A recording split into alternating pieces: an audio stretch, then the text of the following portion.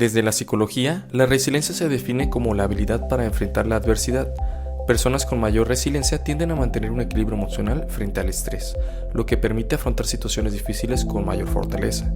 Esta capacidad les proporciona una sensación de control sobre los eventos y una mayor capacidad para enfrentar desafíos. Este nivel de resistencia se pone a prueba en momentos de estrés, como por ejemplo al ocurrir una catástrofe natural, la muerte de un ser querido o incluso en vivir en una situación de calle. En este episodio reflexionamos sobre la resiliencia. Onofre Podcast. Historias para encontrar tu camino a casa. Comenzamos. Hola, bienvenidos a este primer episodio de Onofre Podcast. Mi nombre es Eduardo y estoy aquí con Onofre. Hola Onofre, ¿cómo estás? Hola Eduardo, emocionado por este primer episodio. Creo que teníamos Varios meses, ¿no? Varios meses planeándolo por cuestiones ya de fin de año, pero por fin. Y ahorita complementando Onofre Podcast, ¿de qué va a tratar, no? ¿De qué va a tratar Onofre? Creo que igual de contar historias. Creo que Exacto. historias de vida que en lo personal, tuyas y mías, que nos permitan que las personas digan, oh, hay otro camino, ¿no? Y hay una referente que siempre hablo en mis libros. Soy escritor, emprendedor y creo que soy una buena persona, quiero catalogarlo de esa manera, es encontrar tu camino a casa, ¿no? Y ya de los derivativos es regresar a ti mismo y poco a poco ir desmenuzando mediante historias que puedan ser el motor de inspirador para las personas, ¿no? Eso es lo más importante, ya lo demás se va a ir dando. Justo como lo plantea Onofre, nuestra intención es ser como esa pequeña piedra en el camino donde uno se cruza y entonces, bueno, llegas con la piedra y te hace como cambiar de curso, ¿no? O sea, como que cambias un poco. Servir como este punto de reflexión que te lleva a una pregunta. Creemos, tanto Onofre y yo, que cuando uno está, por ejemplo, platicando con amigos o a lo mejor uno se encuentra a alguien en la calle o que estás en algún evento, viendo a alguna persona, ves alguna película, son estas personas o la película o algún libro que leas, te cuentan una historia. Y estas historias son las que nos hacen a nosotros como seres humanos y que nos han hecho evolucionar con el tiempo. Y al mismo tiempo estas historias nos hacen cambiar de curso, nos llevan a una pregunta que la reflexión sobre esa pregunta te lleva hacia algo más evolucionado o te lleva para otro camino, ¿no? Y todos tenemos nuestras propias historias, todos estamos llenos de experiencias y todos tienen algo valioso que compartir, ¿no? Eso es lo que todos tenemos una historia que contar. Esta es la de nosotros, pero son en pequeños fragmentos que te permiten actuar. Decir que es la peor historia que me ha pasado o la parte de la perseverancia, que es el tema principal de este primer episodio, decir que yo soy no, para cada persona es distinto y lo trabaja de manera diferente, ¿no? Entonces eso es como ir construyendo, ¿sí? Esas herramientas para las personas que digan, es posible porque hay una amalgama de opciones en el mercado ahorita. Entonces, es centrado en eso, en historias de vida que nos permitan tomar acción, simple y sencillo. Encontrar el camino a casa. Encontrar el camino a casa, que en los libros que yo tengo publicados es que al final todos los caminos llevan a casa, es encontrarnos con nosotros. Eso para mí es esencial y a mí me ha ayudado bastante. Ya sobre la marcha iremos platicando mi historia de vida como la tuya, ir como tejiendo, ¿no? Y es válido cambiar de camino, es válido decir lo que me gustaba antes ya no me gusta, las personas con las que me relaciono ahora ya no quiero relacionarme. ¿Por qué? Porque entras en un estado de conciencia y en ese estado de conciencia vas depurando tu energía. Exacto. Para las personas que no conocen a Onofre es una persona que es un emprendedor, también es un escritor, ha escrito ya varios libros y también es una gran persona que ha vivido muchas situaciones de vida, ¿no? A través de estas situaciones, yo le contaba a Onofre que estas historias realmente podrían hacer algo o un cambio o llevar a preguntas a las personas a reflexionar hacia adentro y que podrían servir, ¿no? Como una, pues no tanto como una lección, ¿no? Más bien como oye, a mí me pasó esto y así fue como salí, ¿no? Y creo que muchas personas podrían identificarse con eso y poder como salir de muchas situaciones. Parte de lo que contamos en este podcast, las historias que contamos, es sin ninguna intención de como imponer nuestra verdad, ¿no? O sea, realmente, tanto Onofre como yo creemos que la verdad es simplemente una perspectiva. O sea, todos estamos siempre viendo desde un punto y nunca tenemos toda la verdad, ¿no? Casi cada momento lo único que hacemos es equivocarnos cada vez menos. Equivocarnos cada vez menos. Esa es la ¿Qué tal esa clave. frase? Sí, es equivocarnos cada vez menos. Eso. Creo que es esa parte, si tomas de referencia la experiencia, ¿no? Pero si no, hay gente que se tropieza con la misma piedra muchas veces, pero Sí. ya depende del contexto de cada persona. Pero creo que la vida te hace que te equivoques menos veces, pero te seguirás equivocando, Eduardo, siempre. Siempre. Siempre. La parte es esa parte de decir, bueno, ¿de qué saqué de esto, no? Y Cada de vez ahí menos. surge, ¿no? Yo tomando en referencia mi historia personal que bien comentaste, pues yo soy de un pequeño pueblo de 2.800 habitantes calculados. Yo vine de salir de mi pueblo a los 18 años. Entonces, esa parte de foráneo también es un tema que posteriormente, si a las personas les puede interesar, podemos ir desmenuzando cómo es venir del pueblo a la ciudad, que es una cosa terrorífica, y más cuando no tienes a nadie aquí, ¿no? Entonces ya son temas, ¿no? Que se van a ir desmenuzando, y historias de vida que yo viví, que me hicieron decir, hay otras perspectivas, hay otros caminos, ¿no? Justo de eso quería hablar en el episodio del día de hoy, que es acerca, bueno, el título del episodio es acerca de la resiliencia, ¿no? Cómo la resiliencia es tan importante, un valor tan importante en la vida de las personas, ¿no? Porque es lo que nos permite seguir avanzando y seguir evolucionando. Me contabas hace ya muchas semanas acerca de este momento en donde llegaste a vivir en las calles durante un tiempo, y sabemos que esta es una situación súper compleja o sea, para cualquier persona. Caer en esta situación pues puede ser devastadora, ¿no? Para muchas personas. Sin embargo, tú, gracias a esta resiliencia que tuviste y esas historias que viviste en ese momento, lograste salir. Y queremos reflexionar hoy sobre qué es la resiliencia. Y creo que una manera muy fácil de hacerlo sería como durante ese momento tan complicado, ¿recuerdas alguna historia que para ti haya sido como muy fundamental, que te haya hecho aprender sobre la resiliencia y que te permitió salir de ahí? Creo que quiero platicar 3 formas de ver la vida diferentes, ¿no? Cuando tú llegas de un pueblo donde piensas que todo mundo te va a ayudar, ya ves que en los pueblos todos se conocen o te cobijan, no es así en la ciudad. Es interesante porque al final la delincuencia, el caos, pues es normal, ¿no? Pero hay una cosa que cuando yo llegué al centro de Guadalajara, a la Plaza Tapatía, yo toqué con unas monjas ahí de la catedral, pues para que me dieran algo de comer, pues no tenía que comer. En la catedral. En la catedral, todos salieron, ¿no? Y me dieron unas toronjas. Yo muy contento, me voy a una silla ahí de cercas, y para comerme las mandarinas o las toronjas, pero estaban podridas. Espera, porque creo que se escuché como un poco el sí, ya. Estaban podridas, y yo dije, wow, ¿pero por qué? Yo me decía, ¿ni eso merezco? Las naranjas estaban podridas. Naranjas, no recuerdo si eran naranjas o mandarinas, pero estaban podridas. Ok. Todas, no era una. ¿Y te las habían dado Me las así? tenían así. Entonces, yo me sentía mal, y toda esa tarde lloré mucho, bastante. Pues dije, wow, la vida es muy cruel, ¿no? Porque dices, wow, ¿por qué te dan esto, no? Esa fue una. Y para mí, de llegar el primer día del pueblo a la ciudad y que te reciban de esa manera, Y además dices, es una mierda la vida. Posteriormente, en otra segundo ya posterior, yo caminando, yo tocaba las casas, ¿no? Oye, es como la gente que luego va, ¿no? Que cómo distinguir cuando realmente te dicen o no la verdad. Pero yo decía, pues tiene algo de comer.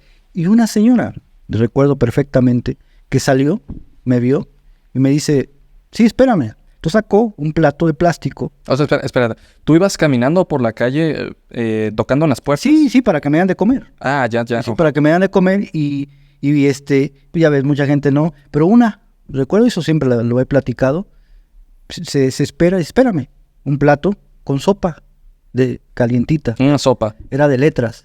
Ah, 5 tortillas. la clásica sopa, ¿no? Y 5 tortillas y 10 pesos. O sea, ¿te acuerdas así tan exacto? Porque fue la comida que más he disfrutado en mi vida, te puedo decir, ¿no? ¿La sopa de letras? La sopa de letras, porque fue de manera sincera. No fue, ya vete, sino realmente fue algo que sentí que lo hizo con cariño, y lo hizo con que realmente sabía que yo tenía hambre, ¿no? Entonces, ves esas 2 comparativas. Cuando las monjas, por X circunstancia, no pueden dar te dan esa fruta podrida al otro contexto que te ayuda. Entonces vas viendo en el mundo de las calles que depende hacia dónde te quieras inclinar y no es la realidad completa, no solo una percepción. Entonces, ir viendo eso es complicado porque no tienes absolutamente a nadie, ¿no? Entonces, esas dos comparativas, Eduardo, me hicieron ver que puede haber otro camino, ¿no? Y de ahí, pues, he ido gestando esa parte de resiliencia que bien comentas, pero depende ciertamente de uno, de cómo tú percibas, porque lo bueno y lo malo son percepciones solamente de la realidad. Pero tener esa capacidad es complicado. Ahora, pero me gustaría, como antes, me comentabas esto de esta señora, ¿no? Y de lo que te pasó en la catedral. Pero antes de eso, me gustaría entender, o sea, ¿cómo fue que llegaste a vivir en las calles? Lo que pasa es que yo, en mi idea, yo siempre, yo viví en un pueblo, somos 12, conmigo somos una familia numerosa. Pues en mi pueblo no había recursos y al final, pues, decidí yo emigrar. Pensando que pues iba a tener como ese cobijo, pues yo no conocía absolutamente a nadie, ¿no? Fue una cosa de que pues yo me aventuré, ¿no? Porque quería... ¿Cuántos años tenías? 18 años. 18. Y pues yo quería ver, ¿no? Porque yo siempre había una biblioteca en el pueblo, que es una hacienda era una hacienda de españoles, entonces hay una biblioteca, entonces la lectura dijo, pues puede haber otro camino diferente, ¿no? Fue a través de la lectura que decidiste... Sí, porque yo en las lecturas se maneja pues una historia fantasiosa quizás, ¿no? De una vida que quizás dije, pues bueno, vamos por ese camino, ¿no? Uh-huh. Y eso me permitió pues decir, explorar, ¿no? Pero te topas con una realidad, ¿no? Se me dice que increíble como en la lectura, o sea, que leíste en ese momento, ¿no? Esa historia te hizo cambiar de rumbo completamente de la inercia que ya llevabas. Claro, creo que la lectura, empezar a la temprana edad, me permitió vislumbrar que la realidad que yo tenía de carencias económicas principalmente, que había otro camino, ¿no? Pero eso yo me lo fui sembrando, no es como que alguien me haya dicho, sino yo mismo me visualizaba que podía alcanzar otros objetivos. Entonces creo que para mí lo que fue la música y los libros en diferentes contextos me ayudaron, desde Beatles, desde los Bookies, desde música, esa influencia que me ha ayudado para decir, bueno, puedes tú imaginar, pero no solamente es imaginar, es ir aterrizando con lo que vas teniendo en el presente, porque uno puede visualizar, pero a ver qué herramientas tengo, ¿no? Y de ahí ir tejiendo, y no todo te va a salir bien, y es levantarte, y es llorar muchas veces, y es desgarrarte por dentro, y es decir, ¿qué carajos quiero hacer de mi vida? ¿O qué estoy haciendo de mi vida? ¿No? Entonces, claro, es ir como construyéndote, ¿no? Y una vez que ya decidiste emigrar para acá, a una ciudad más grande, ¿qué pasó que te hizo llegar a las calles? ¿Fue exactamente cuando llegaste? Pues prácticamente yo, en mi idea de pueblo, porque no se olviden, pues es que alguien me iba a cobijar, ¿no? Como en los libros, ¿no? Como David Copperfield. O sea, llegaste sin ningún tipo de contacto ni nada. No, nada. Tomaste un camión y... Exactamente. Pero yo me imaginaba con la novela de la novela de David Copperfield, de Dickens, ¿no? De que un rico recogía a un huérfano y yo decía, bueno, ojalá que me toque esa suerte en mi idea fantasiosa, ¿no? Pero te topas con que no es así. Cada quien está involucrado en sus cosas. Hay gente que ni siquiera te ve a los ojos. Claro. Que te va por sus prisas, ¿no? Es de que uno como que yo siempre he vivido en una ciudad y como que ya no me fijo en eso, ¿no? Pero realmente si te pones atención, vas por la calle y casi nadie saluda. O sea, es muy rara la persona que dice, buenos días. Y en los pueblos estás acostumbrado, buenos días, buenas tardes, hola. Entonces, toparte eso a los 18 años, pues no es nada agradable. Además de joven. Exactamente, ¿no? Es una cosa de una confrontación muy fuerte contigo mismo. Entonces, y sabías que ya no podías regresar a tu pueblo porque, pues bueno, pues ya estás aquí, pues a ver de qué se trata esto, ¿no? Y te vas a ir tejiendo. Y te digo, los recuerdos de las lecturas, tiene que haber otro camino. Y ese otro camino lo fui gestando con el paso del tiempo. Y cuando entonces llegaste y lo primero que hiciste fue ir a lo que me contabas de la catedral. Ajá, porque al final en los pueblos todo se centra en la catedral. Uh-huh. Todo se centra, ¿no? Todo, siempre cuando vas a un lugar, la catedral es como el centro de todo, ¿no? Uh-huh. Y de ahí te vas, el típico, la catedral, el kiosco y el perro negro. Es correcto. Entonces ahí me visualiza exactamente, ¿no? Y de ahí se va. Y pues te vas topando, ¿no? Posteriormente quiero ser muy claro. Quizás ya en las reflexiones que hago a futuro, quizás las monjas me dieron eso porque quizás mucha gente les tocaba y ya estaban hartas de que todo el mundo les tocase a pedirle algo, ¿no? Claro. Posiblemente, ¿no? No puedo yo puedo, pero al final comprendes que meramente fue un momento. Pero en ese momento, cuando no tienes las herramientas, te destroza totalmente, ¿no? Te destroza, ¿no?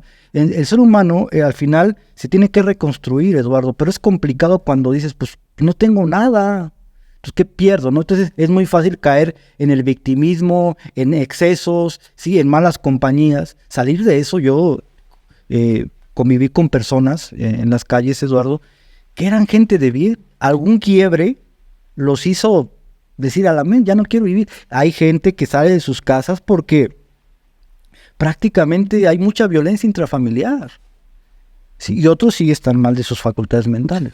¿Cuánto tiempo estuviste en la calle? No recuerdo muy bien, creo que varios años, no puedo yo decirte exactamente, entre albergues, entre casa de huéspedes, entre el Hospital Civil Nuevo. Entonces fueron etapas, fueron secuencias, pero sí estuve. Eso es quedarte ahí, Eduardo, o decir, ¿qué más hay, no? ¿Qué más hay? Entonces recuerdo mucho la parte de los foráneos, que es bien complicado cuando tú te vienes a estudiar a la ciudad y dices, pues, ¿qué hago, no? Y no te sientes ni identificado porque no eres ni de aquí ni de allá. Entonces, al final te reúnes con foráneos. Ahorita ya hay grupos, pero antes no lo había. Entonces, entras en una depresión muy fuerte, ¿no? ¿No podías comunicarte con tus familiares en el pueblo? No, porque al final era como una caseta, ¿no? Esa de que, voy a llamarle a tu papá, déjame. Entonces, al final, y no tienen los recursos, ¿no? Tampoco, digo, yo en mi idea y mi edición...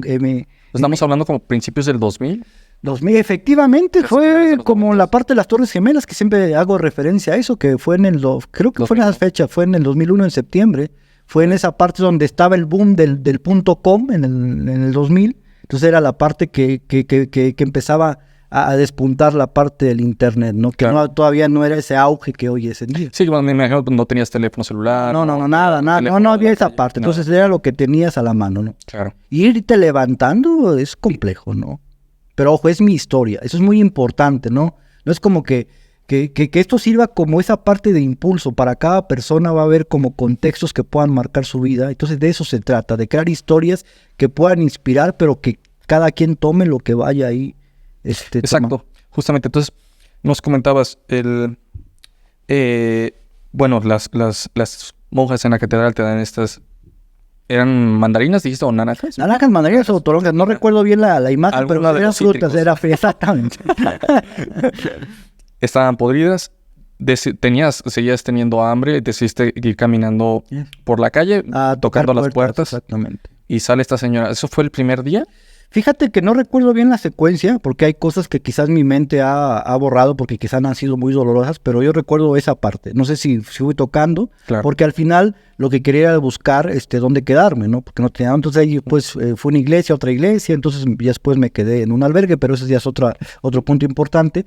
Pero sí creo que quería platicar esas dos historias. Entonces tú te hubieras ido, la gente es una mierda, ¿no? Pero al final creo que me ha caracterizado... Con las monjas. Con las monjas, sí. La nobleza y tener esperanza en que el ser humano en esencia es bueno y malo, pero siempre, como decía el Chapulín, los buenos somos más, ¿no? Entonces, por ahí va, ¿no? Y cuando llegaste con esta señora, se me hace interesante, o sea, llegas, timbras, ¿la señora te dice algo o...? No, le digo, es que primero sale y me ve. Y le dije, ¿no tiene algo de comer? Y dice, sí, espérame. Se mete. Sí, trae la sopa con de plástico y las 5 tortillas y 10 pesos. Entonces me fui a la esquina y lloré bastante. Es una sensación. ¿Lloraste por lo que te dio? Por la sensación de cobijo, de decir, realmente sí tenía hambre, señora, y usted lo vio. Realmente... se dio cuenta que no estaba yo ni drogado, yo no estaba queriéndole hacer daño, simplemente tenía hambre. Y ella se dio cuenta. Entonces ver eso me hizo llorar, ¿no? Y me hizo llorar y que estaba solo en esta ciudad de Guadalajara. Y me hizo decir, tengo que salir adelante, ¿no? No va a haber nadie más que yo. Y ahí empieza mi gran camino a casa. A reencontrarme conmigo, a ir tejiendo, ¿sí? Y más cuando... reitero, pues no tienes las herramientas necesarias y más cuando vienes de un pueblo a una ciudad, ¿no? Es ahí donde se va gestando, ¿no? Esa parte de resiliencia. Entonces, parece que uno de los componentes más importantes para poder seguir, que es lo importante de ser resiliente, es poder levantarse, ¿no? Nuevamente. Cuando uno se cae, volverse a levantar, se puede decir que uno es resiliente. ¿O cómo definirías tú la resiliencia? Creo que en base a mi experiencia, una persona resiliente es la que se cae las veces que sea y en cada caída toma un impulso que lo va elevando. Como si fuera un trampolín. Exacto. Entonces ya cuando quieran bajarte, puedes bajar 1 o 2 escalones, pero no hasta abajo. No sé qué. Vas creyendo más escalones. Subes. Entonces cuando ya estás arriba, pone que alguien un quiebre te tire, pero no te va a bajar hasta abajo. Pero eso se va con la experiencia. Pero si no aprendemos de las experiencias que tenemos, vas a quedarte ahí, ¿no? No hay otro camino, no hay otra forma de aprender. Y a veces uno reniega, ¿y por qué a mí? Pues si te mentalizas, pues te vas a autoflagelar, ¿no? Entonces creo que esos escalones, la resiliencia son escalones que vas construyendo, pero ya no vas a bajar hasta abajo, recuérdalo. Ya no eres el mismo de ayer. Entonces no te compares con alguien más. Compárate con tu yo del pasado, alégrate de todo lo que has hecho. Y esos mini yo que yo los llamo y yo platico mucho en mis libros, es que se sientan orgullosos tus yo del pasado de lo que tienes en el presente, ¿no? Creo que es muy importante. Y también parece que uno de lo que decías de la señora, la historia que comentabas que te hizo seguir es como que hay lo que yo por lo menos entiendo es como que hay un toque de cariño o como de afecto, de amor que te dio esta persona que te hizo como tener más fuerzas para salir adelante. ¿Crees que como que para construir esos escalones que comentabas se necesita tener eso? Fíjate que algo que he detectado ya en terapia que mi terapeuta decía es que me faltó cariño en la infancia. Entonces yo con poquito de cariño yo hacía maravillas, como que alguien me dijera, realmente eres importante, Oscar. Entonces me di cuenta mediante terapia que realmente me necesitaba afecto y necesitaba cariño a ese niño que nunca lo tuvo, ¿no? Entonces cualquier persona que me mostraba un cierto cariño, yo con eso me motivaba. Era como mi dosis de creer en mí, esas pequeñas microdosis, ¿no? Pero el punto no es eso, es que tú mismo te crees esas microdosis y eso solo se da con una buena terapeuta, ¿no? Y poner de tu parte. Es interesante porque hay muchas personas que dicen justo lo contrario, ¿no? Que es como cada perspectiva es diferente. Sí, ¿no? sí, claro. Cada uno tiene sus... Solamente es la mía, ¿no? Cada perspectiva es diferente, concuerdo. Como es muy gracioso cómo hay personas que dicen completamente lo contrario, ¿no? Muy interesante. Yo he escuchado personas que logran hacer grandes cosas después de que los retaron o después de que no creyeron en ellos, ¿no? Que es como, no, es que como me decían, no, tú nunca vas a poder hacer eso. Y eso les da como una especie como de fuerza, un poco como que tiene que ver con el coraje, pero como esta fuerza en la que deciden cómo demostrar a la otra persona, el hecho de demostrar a la otra persona que sí pueden, les da esa fuerza para salir adelante, ¿no? Y no, ¿cómo no? Sí voy a poder. Pero en tu caso fue lo contrario, ¿no? Es como cuando la gente creía en ti, es cuando salías adelante. Cuando la gente no creía en ti, es cuando te venías para abajo, ¿no? Más que creer en mí, que me diera cariño. Puedo definir esa parte, Eduardo. Ajá. Creo que cuando la gente me daba cariño sincero, yo lo sentía y yo me daba ese impulso, ¿no? Y ese cariño es algo que se siente, ¿no? No puedes ser camaleónico con lo que se siente. Es como las energías. Vas a un lugar y de repente dices, qué bien se siente. O al contrario, quiero irme de ahí. Entonces somos energía. Entonces, eso es muy importante. Entonces, recapitulando la parte que quiero que sirva como de experiencia, como tú dices, son perspectivas de la realidad solamente. Para cada persona es diferente. Entonces, con lo que yo me quedaría es esa parte de la resiliencia que creemos muchos escalones para que si hay una transición en nuestra vida o un duelo, que no bajemos hasta abajo. Eso es lo más importante, porque hay cuestiones externas que de repente te llegan y te bajan hasta abajo, pero no, que construyamos muchos escalones de resiliencia, esos mini escalones, ¿no? Que yo los podría llamar, ¿no? Entonces, eso es mi historia, te digo, decir que fue cruel, pues sí, porque yo solo sé todo lo que he pasado, pero al final para cada persona es diferente la perspectiva que pueda dar a un cierto factor de su vida, ¿no? Por lo cierto es que nosotros vamos creando esas herramientas, pero ¿cómo se puede poner atención? Pon atención a lo que te rodea y de ahí vas a ir descubriendo qué herramientas puedes tú tener para ir impulsándote. Y esa parte de demostrar a alguien más, pues también al final es un beneficio para ti, ¿no? Al final te impulsa. Lo importante es que buscar qué nos impulsa. Entonces la pregunta es, ¿qué te impulsa? ¿Qué te impulsa? ¿Sí? ¿Qué te impulsa? ¿Qué te hace qué te hace vibrar, ¿no? ¿Qué te hace disfrutar las cosas, ¿no? Es autocuestionarse y no es tan fácil cuando no estás preparado ni listo ni sabes cómo hacerlo. Una vez que ya pasó esto y comiste, el día siguiente, ¿cómo te sentías? Bien, digo, agarré como un impulso, como esas pilas que te llenas de energía y es ahí donde fui buscando. Te duró varios días Sí, eso. porque dije, ¿qué hago, no? Dije, en mi contexto, pues digo, voy a las iglesias, ¿no? Para ver dónde me puedo quedar, ¿no? Y ahí me canalizaron a albergues y ya estuve en un albergue. ¿Lograste entonces dormir ya en albergues? Sí, a los días. Estuve ahí un tiempo en los albergues. ¿Llegaste a dormir a la intemperie así en una banca? En el Hospital Civil Nuevo antes te dejaban, te ponías, te llevabas tus cobijas o algún cartón. Ahí te dejaban. Después conocí unos grupitos de personas y ya en casas abandonadas te podías quedar. A veces en el Parque Morelos ya había, creo que en las calles es como un submundo que tienes como, te van guiando, ¿no? La gente que ya tiene mucho tiempo en las calles, Eduardo, como que te guía a dónde te dan de comer gratis, ¿sí?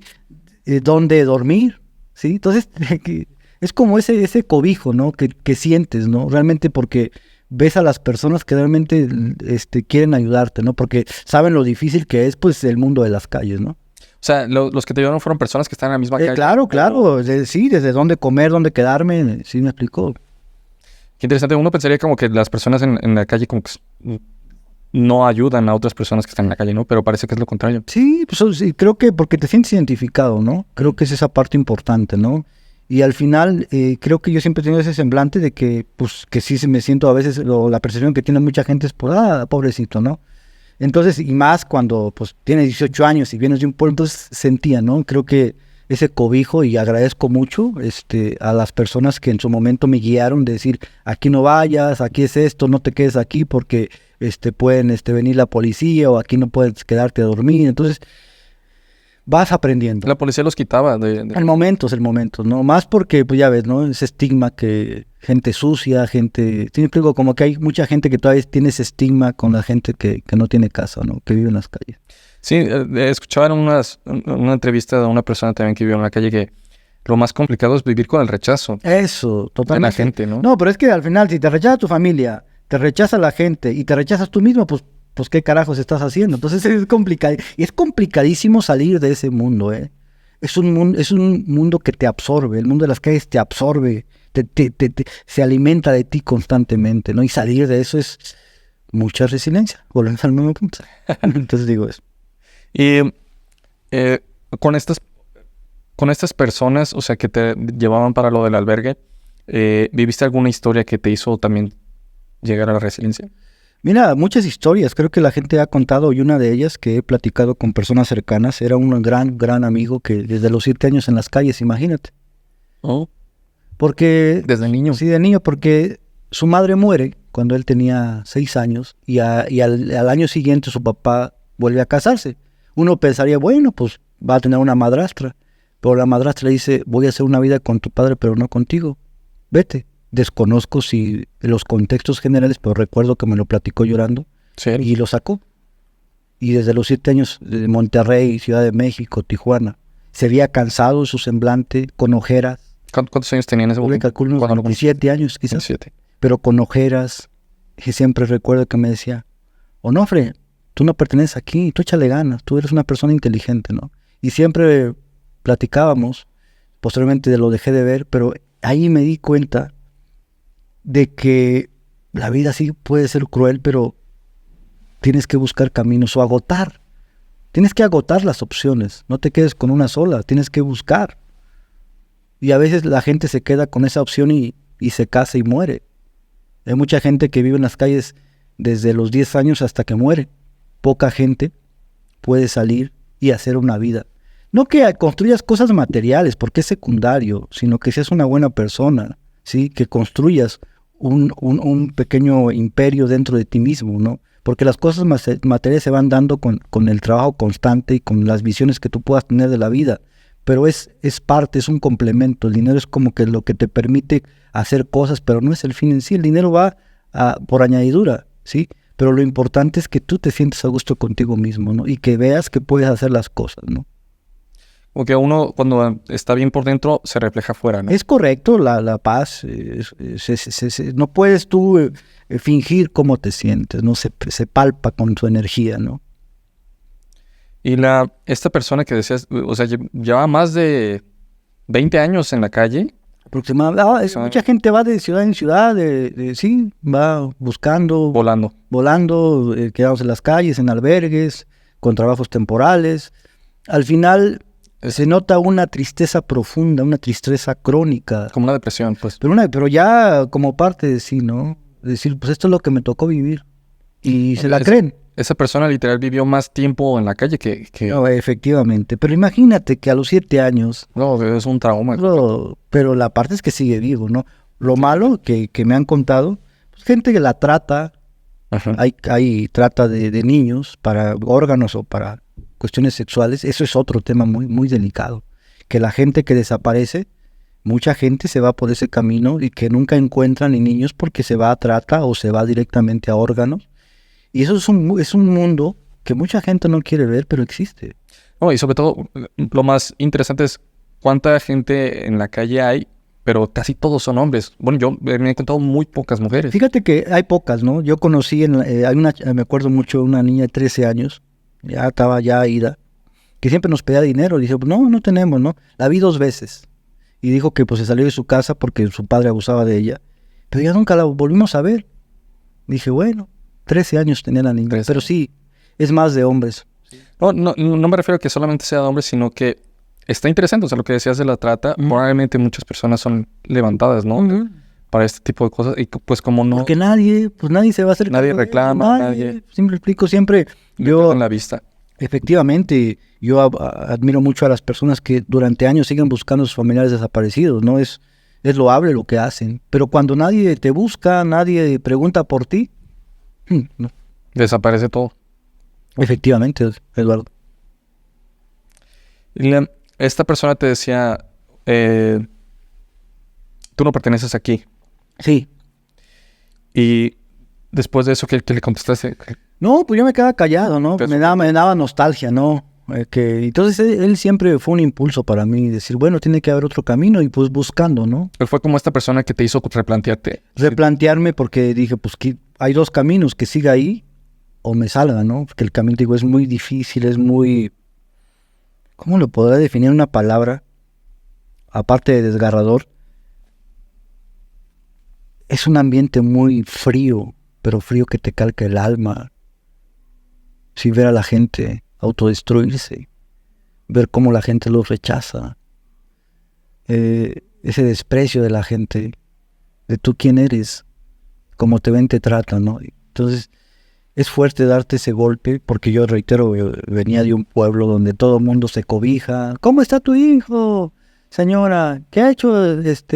Ya se fue a trabajar, ¿no? Entonces, esa comunión de los pueblos yo agradezco mucho. Haber nacido en un pueblo, 18 años de mi vida, ese cobijo de que la gente realmente se preocupa por ti. Hablo desde mi perspectiva de pueblo, ¿no?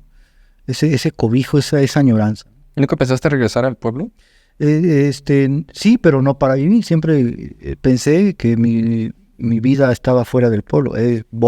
Siempre voy cada año.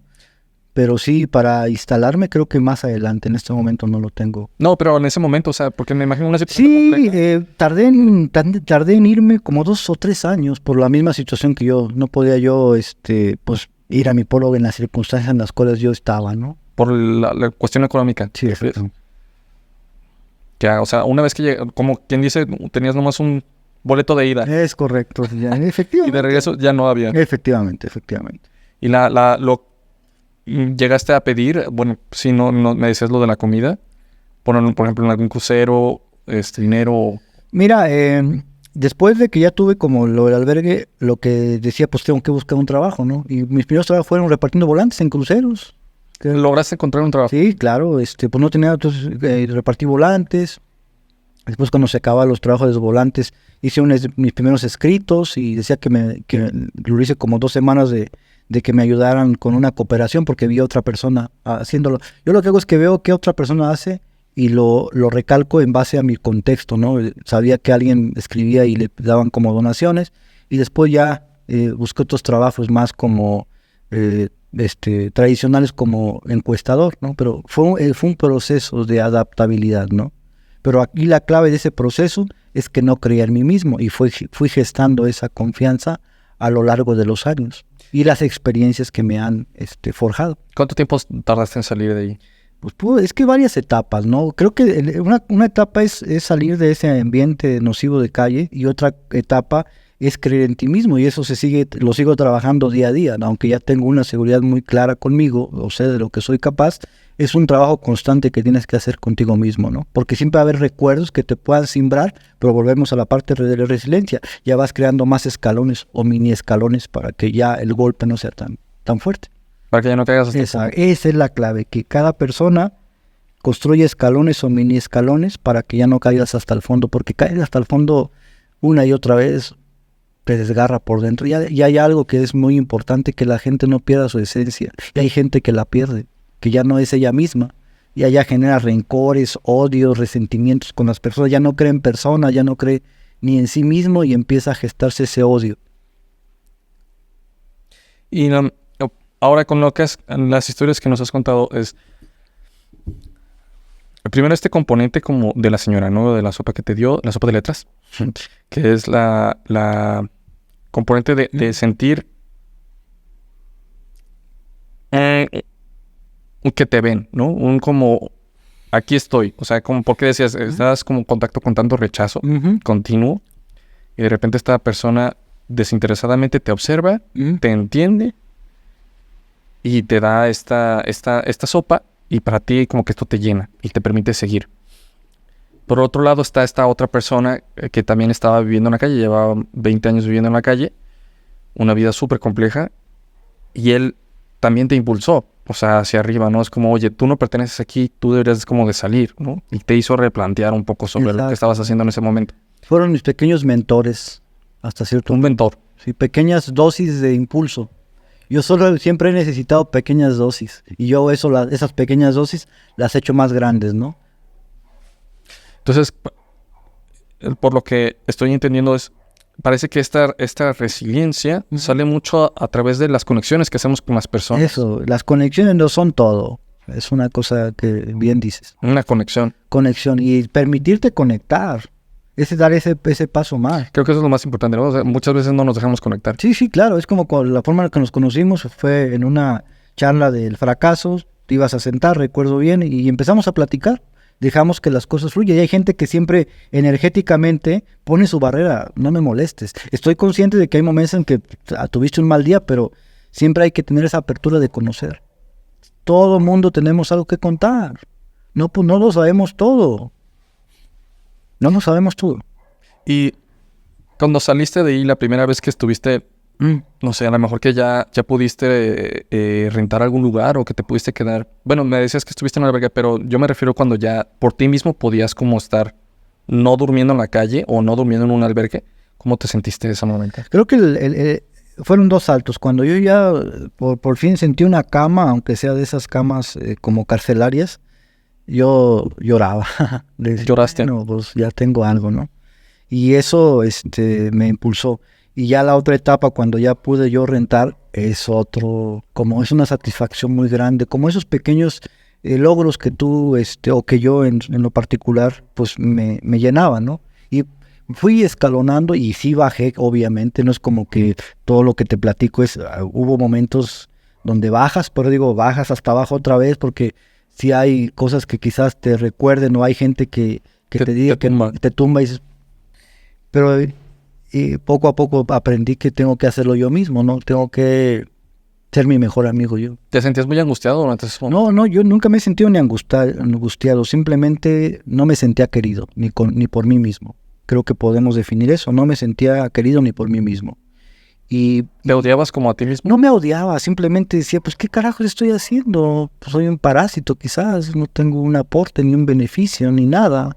Nadie cree en mí, ni yo creo en mí, entonces ¿qué carajos hago? ¿No? ¿Por qué estoy aquí? ¿No? Y me cuestionaba esa parte. Llegaste a puntos muy, muy bajos. Claro.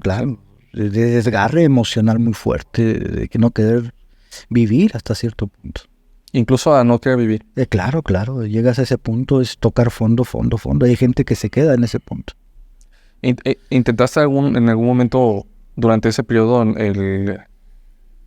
pues sí, ya no estar vivo? Claro, lo pensé durante mucho tiempo. Pero siempre cuando yo llegaba a ese punto, siempre había alguien que me decía algo que decía, sí es cierto, tiene sentido, ¿no? Como ese impulso, como este amigo. ¿En la sincronía? Exactamente. Llegaba y te decía, no, tienes que seguir. Exacto, cuando ya estaba otra vez, ¿no? Y volvía y esa pequeña dosis la hacía muy grande. Entonces, esa pequeña dosis de cariño, de comprensión, de entendimiento, la iba dosificando día a día. Hasta que desaparecía y otra vez otra pequeña dosis y la hacía. Así más o menos. ¿Cuáles fueron decías, hay que agotar los recursos hasta todo lo que se pueda, ¿no? ¿Cuáles son los caminos que seguiste durante ese tiempo? Mira, creo que cuando ya me di cuenta que, ¿qué es lo que tengo? Y lo que tengo, pues, es lo que he leído. ¿Qué es lo que tengo? Pues que se me da la facilidad de palabra. ¿Qué es lo que tengo? Y ahí empecé a ver, ¿no? ¿Y qué tengo que aprender? ¿Qué herramientas tengo que hacer, ¿no? Entonces, al final, decidí, pues, la parte de las ventas, que es el camino que te permite como que tener un poco más de estabilidad. Y fue cuando ya me metí en un call center y ahí me pulí en ventas. Creo que ahí fue ese impulso, pero ya fue más adelante. Todo este proceso, que quiero que quede claro, estoy hablando de 20 años. Del Onofre de que salió de su casa a ahora, son 20 años. Entonces no estoy platicando que pasó ayer, no estoy platicando que ese proceso ha durado para tener 3 libros en Amazon, tener pequeños emprendimientos. Fue un proceso de 20 años. 20 años. 20 años. Entonces fue un proceso muy complejo. Y sigo aprendiendo, y sigo experimentando, y sigo viendo la vida de la perspectiva de que al final lo que puedes controlar solo está en ti, ¿no? Y de regresar de ese camino a casa contigo mismo. Pero es un proceso, quiero esa parte, ¿no? Porque mucha gente, pues ya, no, estoy hablando de 20 años. También además de esta persona que comentabas que ya tenía 20 años viviendo en la calle, ¿encontraste alguna otra persona que te llamó la atención? Mira, posteriormente ya otra persona que también fue un impulsor, Pipiolo, y no sé si todavía sigue vivo, que se dedicaba a... ¿Se llamaba Pipiolo? Pipiolo, a repartir volantes, me pagaba 500 pesos. Recuerdo que repartimos los de cómplices al rescate en la Plaza de Toros, de Nuevo Progreso. Había trabajo por temporadas, y me dijo, Onofre, ya no hay trabajo, pero vente a barrer ahí la banqueta, y te voy a pagar. Ah, bueno, entonces yo rebarré la banqueta de su casa, tardaba media hora y me daba a la semana mis 400, 500 pesos. Pasaron las semanas y ya no había trabajo y me dijo, Onofre, ya no puedo, pues ya no hay trabajo, pues ya te ayudé. Entonces creo que lo hizo de manera desinteresada. Entonces siempre ha habido, sí, esa parte qué curiosa ahorita que lo mencionas. Entonces cuando ya se acaba esa dosis como de que alguien crea en mí, otra vez, estoy hablando, no creas que una dosis me duraba días, yo la dosificaba hasta 1 año o 2 años, hasta que llegó otra persona que me daba ese impulso y otra vez dosificado porque no sabía cuándo podía haber otra pequeña dosis de que alguien y así me la fui llevando hasta que logré darme esas pequeñas mini dosis yo solo, pero así me la llevé muchos años. Entonces ya se acabó lo de Pipiolo, entonces había otra persona que me daba esas pequeñas mini dosis y las iba administrando. Me gusta mucho eso. O sea, por una parte es lo que decías, ¿no? De agarrarse de esas cosas que son positivas para ti y que te impulsan. Es como filtrar todo lo otro, o bueno, observarlo, pero recordar que es este impulso que tú sentías, ¿no? O sea, volver a recordar esa emoción que sentiste en ese momento podría ser una clave. Exacto, y enfocarte en eso, y olvidar lo malo. Entonces, siempre he dicho que soy como un mini Frankenstein que fue armando piezas de lo que encontraba en el mundo para crearse un pequeño mundo interior. Pero eso en base a mucha resiliencia constante, ¿no? Entonces, es esa parte que yo agradezco mucho de mí mismo, ¿no? Y todos mis yo del pasado se sienten orgullosos, ¿no? Y es un camino constante, ¿no? No es como que ya tengas la carrera terminada, no, es una constante, pero es alimentarte a ti, ¿sí? Y cuando sabes que todo depende de ti, Eduardo, el exterior se cambia totalmente. La perspectiva de la vida cambia, es como ves la luz todos los días. Y si hay malos días, saber que hay malos días, pero solamente es un día.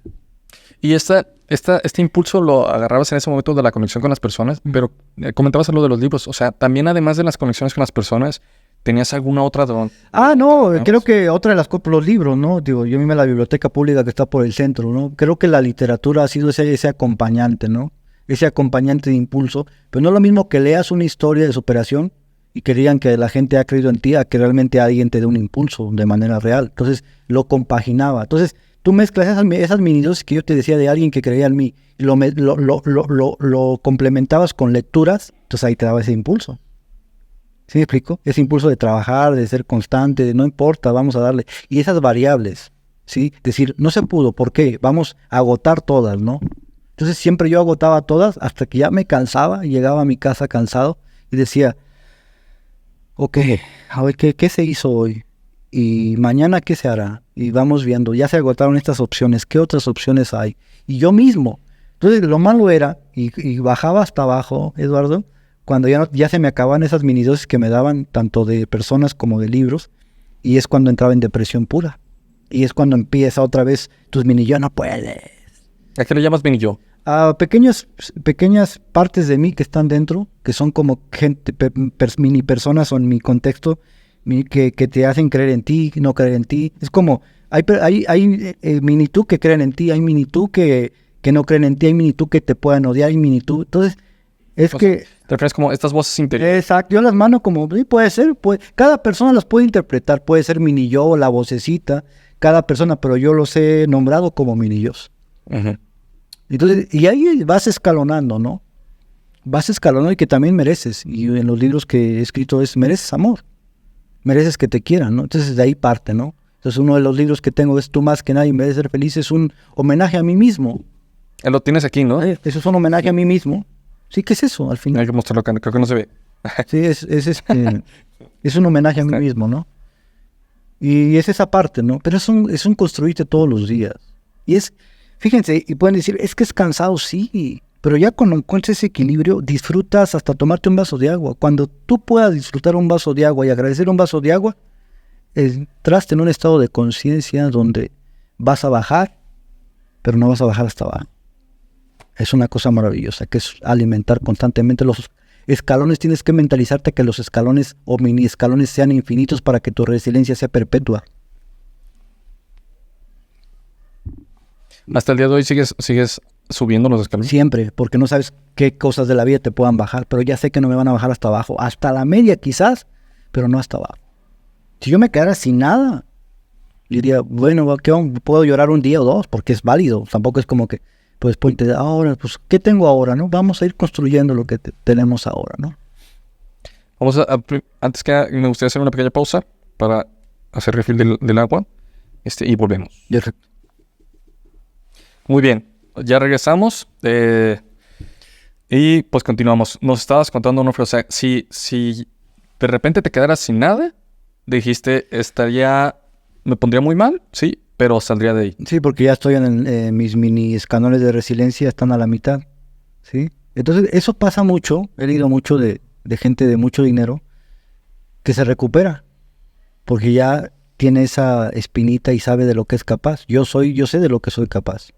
No dudo de ello, ¿sí? Si no tienes tampoco las personas adecuadas, no puedes hacer nada hablando monetariamente. Entonces tienes que tener un equipo de trabajo, pero ya es otro tema hablando de equipos de trabajo. Pero sí, sin ningún problema, ¿no? Entonces, recapitulando en todo lo que hemos platicado de la resiliencia, pues es ir generando esos pequeños mini escalones que te permitan dar ese impulso, ¿no? Y dosificar. Si tú no tienes a nadie, literal, porque hay gente que no tiene a nadie, tampoco es que dices, ¿a poco hay gente? No, hay gente. ¿Sí? Hay gente que 50 pesos, Eduardo, es una fortuna. Y hay gente que 50 pesos no es nada. Okay. Entonces, depende de tu perspectiva, ¿no? Exacto. Si estás en la calle, 50 es un montón. No, es una gloria. Sí, es una gloria. Una comida al día es una maravilla. Entonces te digo, creo que para cada persona va a ir cambiando la perspectiva. Entonces es ponerte tú, ¿qué es lo que tengo? ¿Qué herramientas cuento? ¿Cómo puedo ir dosificando si no tengo absolutamente a nadie? Y si no sabes, si no te gusta la lectura, existen los audiolibros. ¿sí? Están gratis en YouTube. Todas las herramientas. O sea, tú dices, usa esas herramientas para impulsarte. Ya sean libros, los audios, una persona con la que puedas hablar, una persona en la que confíes, un terapeuta. Exactamente. Estas personas son las que te pueden llegar. O sea, este impulso es lo que necesitas para poder salir de ahí, tener esa resiliencia. Y que tú quieras hacerlo, Eduardo, porque si no, Esa voluntad. no se puede. Por más apoyo que tengan. Ahorita está muy reciente, voy a tomar el atrevimiento de Julio César Chávez Jr., que prácticamente no ha podido salir por más apoyo de su padre, porque él está en un estado de que no quiere salir de ahí. Entonces, no es la ayuda, es que tú pongas de tu parte y veas qué es lo que tengo. Todos tenemos algo, entonces hay que buscarle. Si dices, es que yo no tengo amigos, ¿te has puesto a pensar? ¿Has hablado con alguno de ellos? Si no hay grupos, ahorita hay grupos en Facebook donde prácticamente puedes tener hasta preguntas anónimas y exponer tu caso, exponer cómo te sientes. Hay ayuda donde puedes tú acobijarte. Hay grupos donde tú puedes. Entonces al final es, ¿qué tengo? Y esa parte y querer hacerlo, ¿no? Creo que es esa parte. Entonces, retomando al punto centralizado, es ir construyendo esos mini escalones, para que no bajes hasta abajo y bajes a la media. No sé cómo. Ok, igual como para ir concluyendo, que es, ok, entonces son estas dos partes. Uh-huh. Para todas las personas que nos están escuchando, nosotros descubrimos que para ser resiliente necesitas estas dos partes. Es la parte como de sentir un apoyo y el agotar todo lo que tengas. Agotar, o sea, todos los caminos. Todos los caminos. Ya sea que lo busques por Facebook, ya sea todo. Vayas al albergue, todo. Todo. Esa es la clave importante. Y hay cosas que dices, pero hay que esforzarse. Y si eres introvertido, yo soy introvertido, me gusta ser introvertido, pero tienes que salir al mundo. Un introvertido dices tú, oye, es que no me gusta socializar con gente, pues haz ese esfuerzo, porque eres tú. Si nadie ve por ti, nadie lo va a hacer. Entonces yo sigo siendo introvertido. Y lo seguiré siendo y me gusta ser introvertido. Soy más de pocas personas. No me gusta mucho el volumen de personas. Pero al final pues tengo que agarrar ese impulso y decir, solo por hoy, ¿no? Pero es esa parte y conectar, ¿no? Como un día a la vez. Un día a la vez. Pero no otra cosa importante que quiero recalcar. No con todas las personas vas a conectar, Eduardo, y tú bien lo sabes. Uh-huh. Es una y otra, no con todas conectas. Entonces, de hecho, con la mayoría casi no. Exacto, no es. Entonces, agradezcamos con las personas que conectamos y retroalimentemos las amistades, porque a veces no lo hacemos, ya damos por hecho, pero si no retroalimentas, no hablo de las cosas materiales, Eduardo, hablo de cómo te sientes hoy, qué puedo hacer por ti. Sencillo, práctico. Y si la otra persona no es recíproca, no importa, te nació hacerlo. Uh-huh. Solamente haz lo que tengas que hacer. Sí, dar por dar. Darlo, no por conseguir. Y el universo ya se va a encargar de bendecirte. Eso es una regla del universo. Exactamente. Invitamos mucho a la gente, sobre todo a las personas que nos están escuchando, para que nos digan, o sea, lo más importante como de esta plática es, nosotros reflexionamos sobre lo que nosotros consideramos que es, o las historias que nos llevaron a tener resiliencia, pero queremos saber desde tu lado, cuál es para ti la clave para tener resiliencia, ¿no? Como decíamos, lo que queremos hacer es como empezar esta reflexión hacia uno mismo y que tú mismo te puedas hacer esta pregunta hacia ti y digas, ok, para mí la resiliencia salieron como de estos componentes, ¿no? Estas son las partes que yo creo que uno tiene que tener para poder salir de las situaciones de las que se metieron y poder salir de ahí, ¿no? Para ti, persona que nos está escuchando, ¿cuál sería para ti esas claves? Para todas las personas que nos quisieran compartir esta historia, vamos a poner ya sea que nos estén escuchando en YouTube o en Spotify, si están escuchando en YouTube, en la parte de abajo hay unos comentarios que pueden escribirnos todas las opiniones que tengan o las historias que hayan, que ustedes creen que podrían compartir, a ayudarnos a mejorar estas perspectivas, ¿no? Porque al final lo que Onofre comparte y lo que aquí tratamos como de compartir no es como que, esta es la verdad absoluta, sino más bien como una parte de la verdad, ¿no? O sea, queremos estar cada vez menos equivocados, como decíamos al principio del podcast. Entonces, si ustedes tienen una forma diferente de verlo, compártanlo ahí en los comentarios. O también si lo están escuchando en Spotify, también lo pueden compartir. En la parte de abajo van a ver unas preguntas. Bueno, una sección donde pueden escribir la respuesta a una pregunta. y ahí compartirnosla. Onofre, también concluyendo esta parte, que quisieras como agregar algo más. No, prácticamente recordarles que al final todos los caminos llevan a casa. Ese es ese camino que todos tenemos que transitar. Y que siempre va a haber una persona que ha pasado lo mismo que tú, es buscarla. Exacto. Pero la vida es una constante, no hay una garantía absolutamente de nada. La vida no te da garantías de nada, es lo que construyes día a día, ¿sí? Tiempo a tiempo. Entonces ya depende, ¿qué es lo que quieres construir? Entonces la pregunta, ¿qué es lo que estás construyendo para ti? Para ti. Terminamos todos con eso. Muchísimas gracias, Onofre. Hasta luego, buen día.